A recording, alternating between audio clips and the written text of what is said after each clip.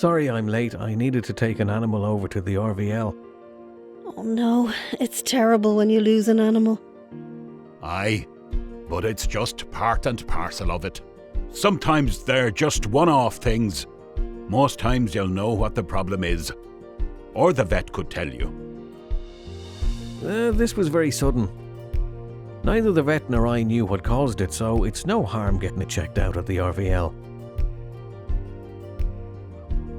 That way I'll know if I have a problem, or if it's something that can be spread from one animal to another. I had a group of weanlings coughing last year and one of them died despite the vet being out twice.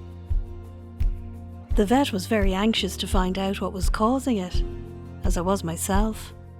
I have the weanlings vaccinated this year now. So far so good. I haven't gone to the lab in a long time. It's a lot of hassle. A calf or a ewe is okay, but if it were a bigger animal, it's much harder.